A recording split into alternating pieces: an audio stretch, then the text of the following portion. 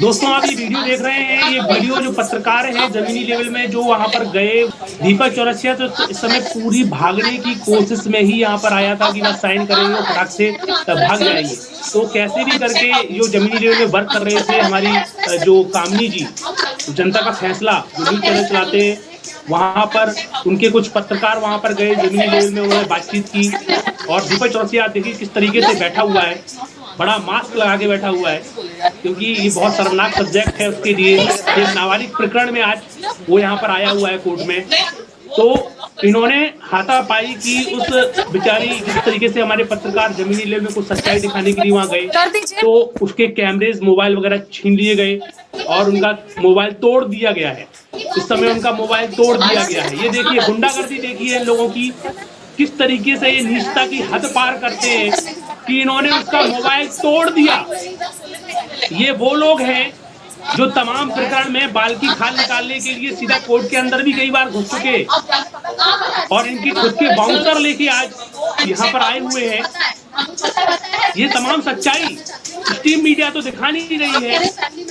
जो जमीनी लेवल के कुछ गंभीर पत्रकार हैं जिनको सच्चाई के प्रति हमदर्दी है, ऐसे पत्रकार वहां पर पहुंचे तो कई पत्रकारों को तो डरा दिया गया। उनमें से एक पत्रकार साहस करके जो कामनी जी वहां पर अंदर गई, उन्होंने सवाल जवाब पूछा, दीपक जी से खुलेआम पूछा, क्योंकि ये तो टीवी चैनल में आके बड़ी बड़ी बातें करते हैं कि आ जाइए आर पार, हम देख लेते हैं क्या क्या होता है। आज ये आर पार गए और एक पत्रकार ने एक छोटा सा सवाल पूछा, और वो भी कोर्ट नहीं है, ये कोर्ट के बाहर का सीन है जहाँ पर वकील लोग बैठे रहते हैं। ये अपने वकील के साथ वहां पर खड़ा हुआ था और वहां जाकर ये बैठी हुई बेंचों में वो नॉर्मल सवाल जवाब उसने किया। अपनी पत्रकारिता का उन्होंने कार्ड दिखाया। कार्ड दिखाने के बाद उन्होंने बोला कि भाई हम पत्रकार हैं और हमसे एक बार थोड़ा सवाल जवाब करना है, दीपक जी हमको समय दे दीजिए, भले ही चाहे उठकर आप यहाँ पर आ जाइए। तो ये तमाम बातों के बावजूद भी किस तरीके से उनका मोबाइल छीन लिया गया, खुलेआम गुंडागर्दी यहाँ पर हो रही है। ये वही शख्स है जो संत आसाराम बापू को 9 साल तक भगौड़ा बोलता था और पिछले 9 साल से खुद भागता रहा कोर्ट से। जब लंबा डंडा पड़ा तो फिर आज साइन करने के हिसाब से अपने वकील के साथ आया और एक पत्रकार ने इससे सवाल क्या पूछ दिया, ये धमकी देने लगा, बोलता है कि 100 नंबर पुलिस बुला लेंगे, ये आजाद भारत है, यहाँ पर तुम लोगों को दबा तो सकते हो लेकिन कब तक दबाओगे, Come on, let's disclose the case, right? What's happening in this matter? What brings you here today?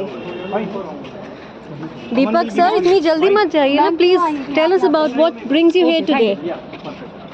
Ma'am, please tell what the case is all about. We all want to know about this.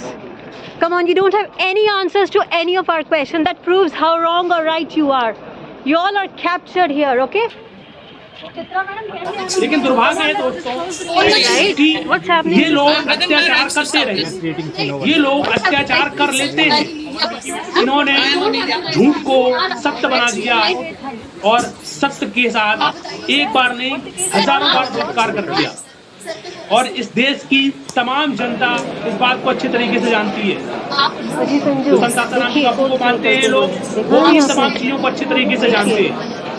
लेकिन दुर्भाग्य है कि ऐसे लोगों के ऊपर कोई अंकुश उठाने के लिए, टॉप लेवल की मुहिम चलाने के लिए साहस एक जुटा नहीं पाता। कोर्ट में कैसे आना हुआ आज आपका? जनता जानना चाहती है। 9 साल तक कोर्ट से भागते रहते हैं, देंगे तो क्या जवाब मिलेगा नहीं? संविधान का खुलेआम भारत देश में मर्डर करते रहते हैं। चित्रा मैम, आज आपका यहाँ कैसे आना हुआ मैम?